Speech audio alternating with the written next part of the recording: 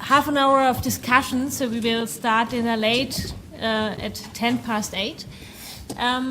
But before I open the floor for discussions, I would like to give the presenters some possibility to directly relate their presentations to the one of another if there's some urgency. No, you don't? Okay, perfect. Then we can directly open the floor for discussions or questions. Please make sure that you always only speak to a microphone. We have one there in the second line. And please first say your name so that everyone knows who's speaking. Yeah, Johannes Schmidt from the Karlsruhe University of Applied Sciences. I very much agree to much of the analysis Eckhard, Hein and Peter Skott showed to us, but I still would like to know, how do you relate your ideas to the story told by Robert Gordon? Because if I understand you correctly, your idea is that institution and policies are mostly responsible for the stagnation beginning in the 1980s. So if you look at the story by Gordon, he says, well, the high productivity increases are the result of 5 inventions: combustion engine, indoor plumbing, and so on. And they were mostly fully spread in the 1970s. And it's quite improbable to get those amount of productivity increases. So my question is, what do you think can we await if we went the way you proposed? If we introduce all those policies, how much can we expect concerning productivity increases? Because as far as I could say, I find Gordon's argument for low productivity increases quite convincing. Okay, we would collect more statements. There were, yeah. Yoon Kim from UMass Boston. I have just a clarifying question to the Peter Skott. You said when you talked about the Japanese problem, you talked about this structural demand problem and also low natural growth. And I suppose that when you said natural growth, it's largely dictated by the population growth. So I was wondering, how are they related to each other? That's my question. There was one there in the middle. Oh, sorry. No. Yeah. Dirk Bezemer, University of Groningen. Thanks for your papers. I was just wondering, where is private debt? In my country, public debt is 80% of GDP. Private debt is something like 240% of GDP. The Great Moderation was the buildup of private debt, which then exploded into the Great Crisis. So isn't it logical to think that also these private debt burdens are now causing long-term stagnation? So why does everybody talk about public debt, but nobody talks about private debt? And do you know of explanations of stagnation which refer to private debt levels? So deleveraging going on in the private sector now. Thank you.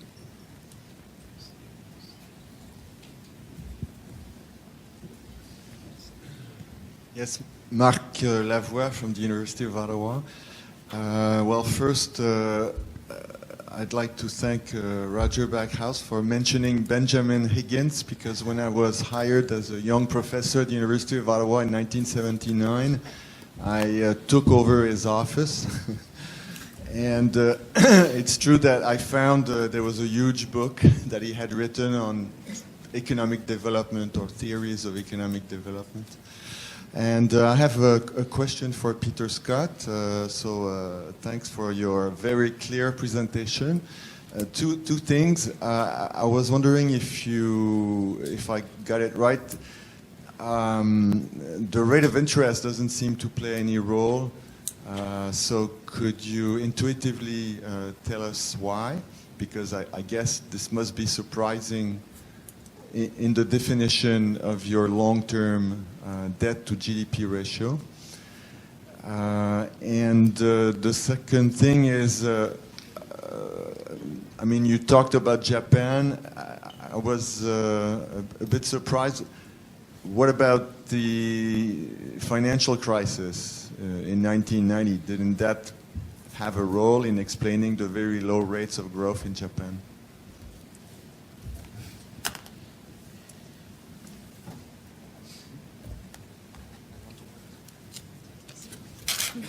Well, first, him.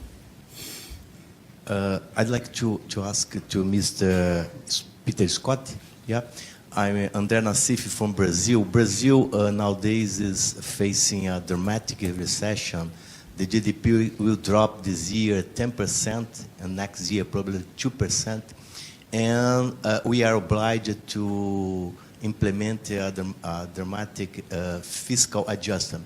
Don't laugh, but I agree with this fiscal adjustment because, to give an idea, the gross debt increased in 1 year more or less 4 percentage points, and the gross nominal debt, including interest payment, increased in 1 year from 2% of GDP to 8% of GDP. And I think that my question, especially because your model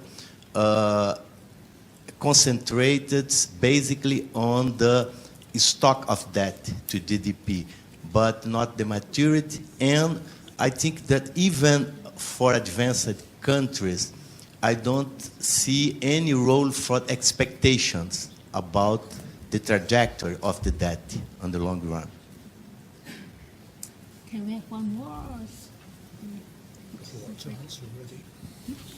Good evening, Elva Bova from FEPS. I have a question to the last presenter, which regards your view on the long-term problem for the aggregate demand. I really welcome that point because I think it's really relevant.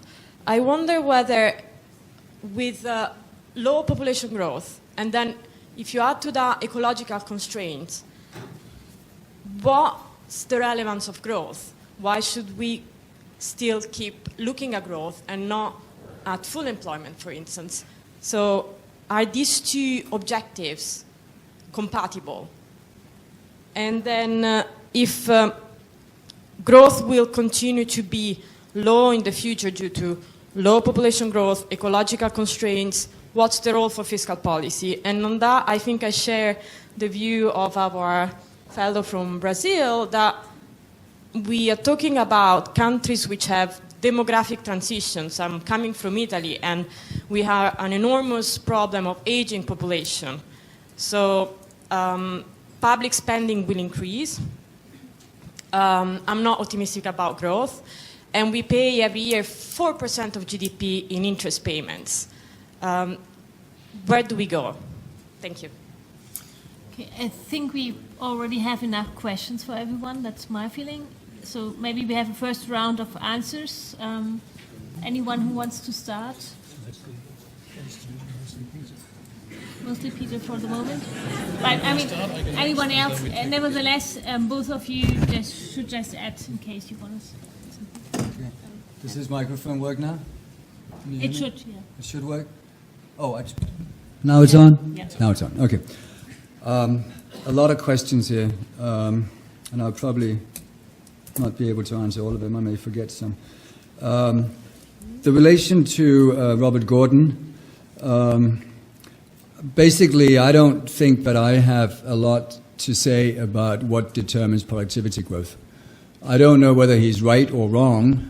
I do think that if you have, for whatever reason, a slowdown in productivity growth, and maybe also slow growth in the labor force, then that does lead to the kind of aggregate demand problems that I'm talking about, because that means you don't need a lot of investment.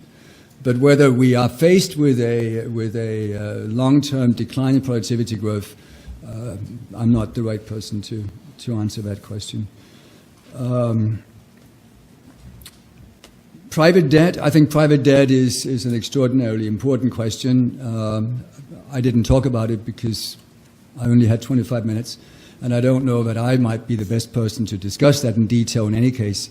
A very sort of rough way it might fit in here is that if you have high levels of private sector indebtedness, and if that means that for that reason you get a low consumption propensity in the private sector, then you can plug it in and say, so what does that mean in terms of requirements for the public sector to step in and take over if we want to maintain full employment? So that's the simple implication, but of course there are many other aspects of private debt problems, and yeah, I'll leave those. Mark asked me what does the rate of interest do in my analysis.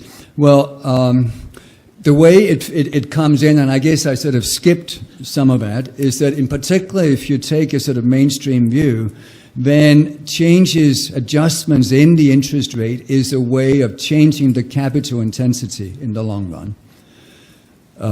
Forget about, and this is where the capital controversy in some sense comes in, because if you have capital reversing, then reducing the interest rate may not lead to greater capital intensity, which is what you wanted. But if we disregard that, then a standard mechanism, the solo mechanism, would be that if you find you have too high saving at a given capital intensity, then just increase the capital intensity. In order for that to happen, if you have profit maximizing firms making a choice of technique, is you have to change the interest rate. So that's where it comes in, and I had it on some slides, but I didn't really talk about it. I guess one reason I didn't talk about it is that I don't know how much faith I would have in that mechanism. But it did enter, and that's why I had initially the choice of technique being determined or influenced by the interest rate. Financial crisis in Japan, yes, I'm absolutely in agreement on that. In fact, I guess I was rushing a little bit because I should have said from the mid-'80s after the Plaza Accord, when it became increasingly difficult for Japan to maintain the trade surpluses that helped them solve the aggregate demand problem. What, in a sense, took over was this enormous bubble, both in the stock market but also land prices, and that for a while maintained them growing until the crisis in 1990. Of course, the crisis in itself, the financial collapse, had implications. But what we are arguing, Nakatani and I, is that it's not just the financial crisis. You had these underlying structural demand problems, secular stagnation or a structural liquidity trap, if you want. Can I make one more comment? I don't know much about Brazil, so I don't want to comment on the Brazilian situation. But I think there's one important point I would want to make. Functional finance is not advocating fiscal policy should always be expansionary. You can have fiscal policy that is silly and too expansionary, it leads to overheating. And so the argument is not that you should never have contractionary fiscal policy. Sometimes you do need it. Whether Brazil needs it now, I do not know. I do believe, based on just a little bit of casual evidence, that Brazil for a long time made the mistake of having a greatly overvalued exchange rate. I thought that was a terrible mistake, and I think that's partly what's coming home to roost now. I may have forgotten somebody, but let me stop. Is this on? Can you hear me? No?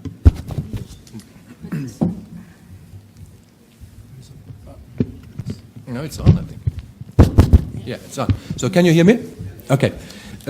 Well, Johannes Schmidt, your question on what do I expect in terms of productivity growth, I simply do not know. I mean, as far as I read the mainstream supply side literature, there also seems to be some controversy on Gordon's rather pessimistic predictions. And, well, for instance, in the other contributions in the Toiling Baldwin book, which I've referred to, and in a sense I like that because it's pretty Keynesian, because why should there be a limitation to the creativity of mankind, right? So I don't know, and I would not predict any numbers here. What I know from my reading of the literature, from the research we've been doing, is that there is a considerable demand effect on productivity growth. So I have referred to this in my presentation, and we have, I think, a I wouldn't say abundant, but we have a whole lot of also empirical research on that, on these issues, so that there is a demand effect on productivity growth, and maybe there's even a distribution effect on productivity growth. And this needs to be taken into account when we talk about the long-run perspectives. Dirk Bezimmer, the role of private debt. Yes, of course. I mean, in the Steinian framework which I've presented, I would describe it in the following way. I mean, private debt has been the way out of the depressing effect of the institutional setting which I've described as stagnation policy. So private debt temporarily can generate high rates of, or reasonable rates of growth, can create close to full employment even in some countries, but the price you pay is financial fragility. And this, I think, is different from public debt, because for private debt you have to repay at some point, right? And private debt is not, at least not necessarily, backed by a lender of last resort, which is the central bank, which can back public debt, and which makes the model which Peter Skott has presented, in a sense, realistic, I would say. And then, of course, we have had the problems, and I think we agree on that, with the deleveraging after the crisis, which then has brought us back, so to speak, to the basics. The basics being that the setup we have, I call it stagnation policy, is in itself imposing a stagnationary impact on the economy, and this is now reinforced by the deleveraging approaches, as Richard Koo, I think, here at this place 2 years ago has explained to us, and at several other places. So I think we would agree on that, I guess. Oh, yes. Sorry. Can you hear? Yeah. I'm just going to make one point which is not related to my paper, but to one of the questions that was posed, I think, to Peter. I mean, the question about environment, I think you didn't touch. My response to that, as a sort of non-specialist in this, is that you respond that environmental constraints will lower the potential growth rate, but I would suggest that surely climate change has potentially a large number of other effects which would affect the model. For example, if decarbonisation is taken seriously, what are the implications of that for productivity and investment and demand for investment? And that is something I can't answer, but I would think potentially, especially as climate change accelerates, or if it accelerates, the effects could be very substantial. If government, or if people start taking much more seriously the need to sort of reduce carbon, then certain technologies will become obsolete. And so I would just say I think the effects would be a lot more complex than simply putting a ceiling on the growth rate. And I wouldn't like to work out the effects in one of these models, whatever the model is. Thank but you very Peter may disagree, of course. I agree. Thank you. Thank you very much. We have time for a very short second round. I have already one on my list. Yeah, this gentleman in the yellow. Then who else would want to? You have a question? You, and there was one there. Okay. Hi, thank you. Gary Dimsky from University of Leeds. I have a two-word answer to Peter Scott's rebuttal about Brazil, which is capital flight. Capital flight is a constraint that explains the bad policy, but also is a condition that is nowhere in your model. But actually, my question is for Professor Backhouse.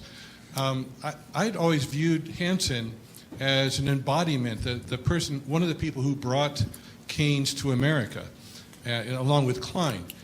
You reimagine him for us as an institutionalist, and these linkages to Steindl and so on.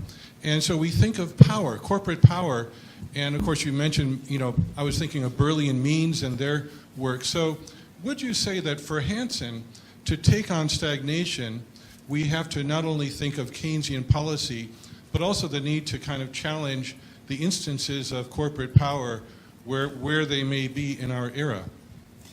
Left to you, there was someone else. Maybe directly. Sorry. Igor Kindop, master student at Kiel, University of Kiel. I have a question to Robert Skott. To Peter Skott, sorry, to the graph of Fred. of GDP, debt and debt ratio to market rates, or other way around. You have showed a linear relationship here, but linear relationship is simple, but on this graph it does not look convincing. Could it be kind of quadratic at least? Dependence. Thank you. Okay, then we have a gentleman there. Andrea Terzi, Catholic University Milan. Question to Eckhard. You gave us a few reasons why the loanable funds theory, the real interest rate equilibrium between savings and investment, is not valid. And I wonder if you would consider adding another reason, which in my mind is even more fundamental, and that is the loanable funds theory considers savings as a real thing. It's a real exchange economy, like saving grain and using grain for yourself to make an investment, or lending grain to somebody else for making an investment, where in the monetary economy, financial savings is a financial relationship, and can only exist if there is a debt somewhere, which leads us to the conclusion, as I will explain in my paper tomorrow, that savings do not fund anything, but they need to be funded. Thank you. In the front, yeah. Miguel Carrion from Banco Santander in Spain. I think one of the common themes in what you've been talking about is that this secular stagnation is actually a failure of policy. And if that's the case, then is there a plausible story of how we're going to get good policy? Is there a plausible story of how we're going to get good policy if we agree that secular stagnation is a failure of policy?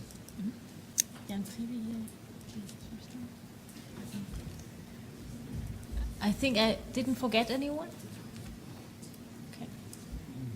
I have, Jan Prive, I have a couple of questions to Peter. First of all, the Brazil story. The Brazil story can only be understood if you bring in monetary policy, which you did not bring in. And because Brazil has very high interest rates, real interest rates over a long period. And that's the reason, the main reason for valuation of the currency, of the exchange rate. And actually, if Brazil would go into high debt at the present time in order to fight against the recession which they have the problem that it accrues, or the interest rate, which is so high, accrues to the wealthy, and they will not spend. They might leave the country, and then you have capital flight. So in other words, the whole problem becomes more complicated if you open your economy, and you argue it in a closed economy.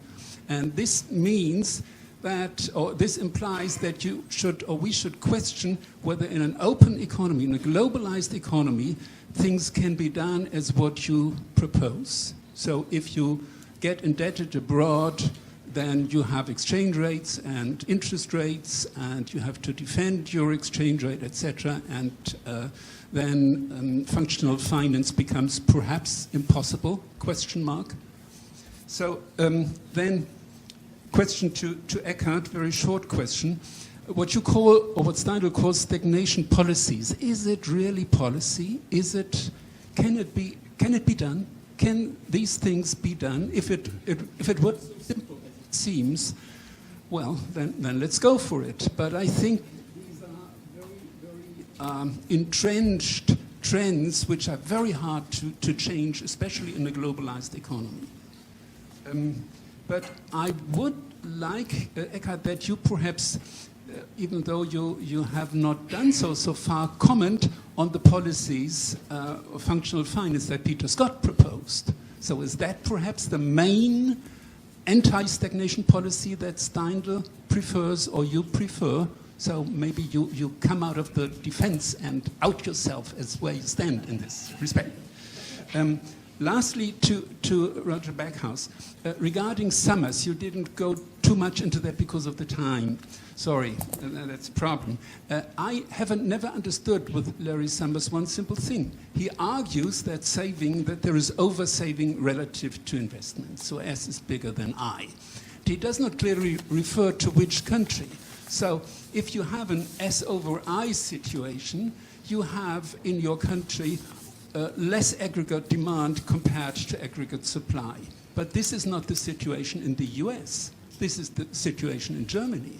So if you bring in the trade balance, things are very different, and Summer's concept is not applicable to all countries, to European or Germany or Japan and the US alike. Or did I forget something, or did not comprehend something what Summers wants to convey to us? Thanks for the questions. Maybe we go now in reverse order, if that's okay to you. Do you want to start?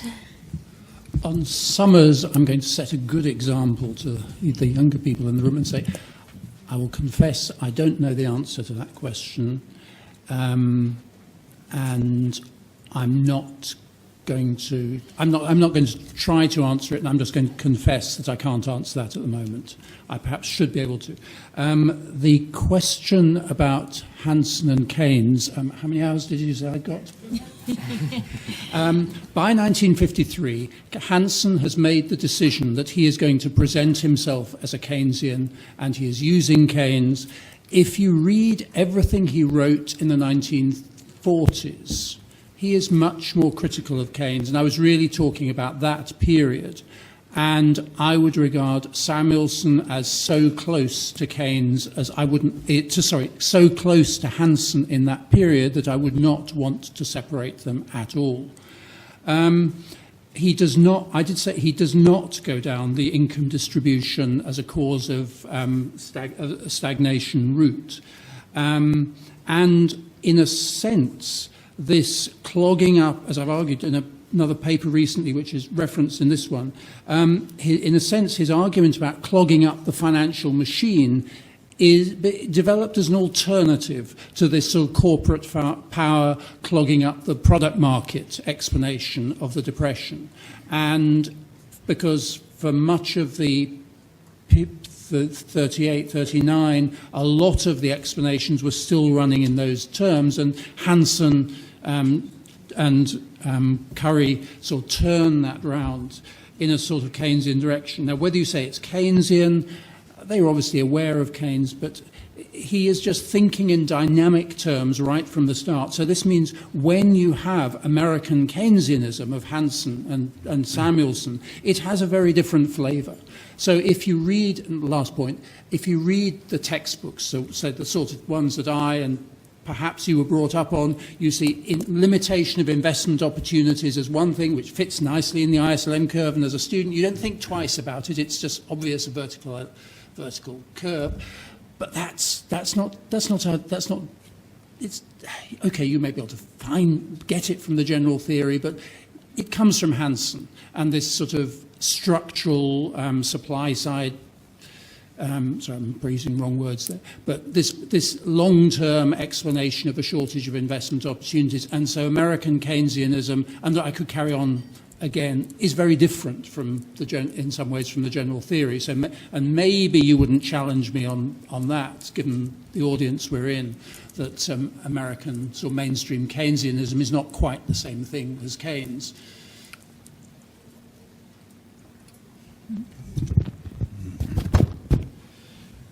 Andrea Terzi's question regarding saving, well, I think we agree. I mean, the loanable funds theory, in essence, is the real saving theory. And I would include your comment into my rather Keynesian critique of that saving is endogenous to investment when we are living in a monetary production economy. Not only endogenous to investment, but endogenous also to government deficits and endogenous to export surpluses if we have an open economy. And how exactly this happens, I guess you will explain in your paper. So I leave this for you. But I think we would basically agree on that.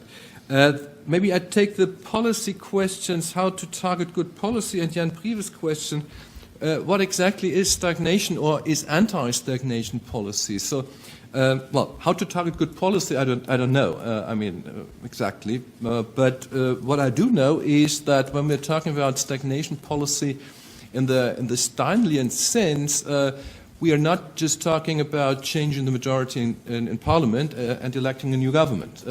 Steinhold's talk about stagnation policy is focused on more structural changes in our economic and political systems, changes in institutions. For instance, as I've tried to point out, the rise of the dominance of finance, which has all sorts of depressing implications, but also gives, at least temporary, some room of maneuver for expansion. So I would say it's about institutions and power, but I know that Jan will not be satisfied with this response. On the role of functional finance, well, I basically agree on the condition that we have an institution backing government debt. And so we need some institutional requirements in order to apply this kind of approach. It might be possible in the US, but it's definitely not possible in Greece in isolation. So this is, I think, the important institutional requirement. And what Steinle, or this, from a Steinle perspective, we would have to add to this is that it's not just government expenditure, but in order to have an impact on long-run growth, on productivity growth, it should be government expenditure in certain areas fostering productivity growth. So government investment, investment in education, and so on and so forth. That's it. Let me start out with the questions from Jan Prive. First comment would be fiscal policy clearly is not the only instrument. It was what I focused on, but it's not the only instrument. And it seems to me that Brazil is an example of not functional finance, but of having chosen the wrong policy mix. Running around with very high interest rates and overall exchange rate, that's not what you should be doing. So I don't really see a conflict there. I focused on fiscal policy, but monetary policy is an important part of the package, as is, for that matter, all kinds of other policies, from regulation of the financial system to the tax structure, inequality measures like that. They all should come into play, given that we have objectives we want to achieve. I was focusing on fiscal policy taken as given, assuming in some sense that monetary policy was at the right level. Open versus closed economies, it's clearly correct that if you move to an open economy, then things look more complicated. They look fundamentally different if you move to an open economy like Greece that does not control its own currency. They do not look fundamentally different, more complicated, but not fundamentally different if you move to Japan, which does control its own currency. If you have an open economy, you can you control your own currency. So you're not Greece. Greece is like Detroit; it can go bankrupt. Greece is like a small unit, but it's not. It's just very different. But if you look at countries that do control their own currency, then clearly having an open economy does complicate matters because you need to take into account the external balance, but it does not invalidate a functional finance approach. It just means that you need to think not just of keeping investment at the right level, but also keeping trade balances at the right level, which is not easy, but in principle, you can still have a functional finance approach. Growth and the environment, I would second what Roger Backhouse said earlier, that I don't think, at least in the near term, it necessarily reduces investment opportunities. But I would like to add that I think if we sort of go into questions of priorities and objectives, then for advanced economies, I think we're completely misguided if we see growth as being an important objective. I think unemployment is a terrible scourge. I think inequality is terrible. But I'm not sure we've become much happier by having more iPads. So I think basically we need to rethink some of that. That's not that we should create unemployment. We can do all kinds of things to encourage people to work shorter hours. We can do a lot of stuff. So in that sense, we may be talking about the problems that are not the most important ones here, but there's still issues. And I've probably forgotten something. Is there a nonlinearity? There might well be a nonlinearity in relation between debt and interest rates.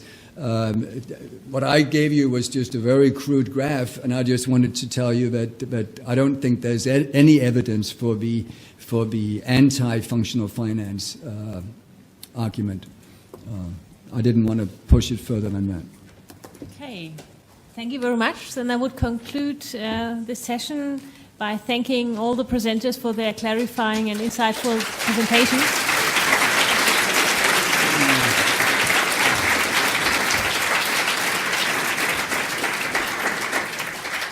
I hope they inspire the discussions over the dinner, but definitely for now, enjoy the dinner and be here tomorrow at 9 a.m. Thanks.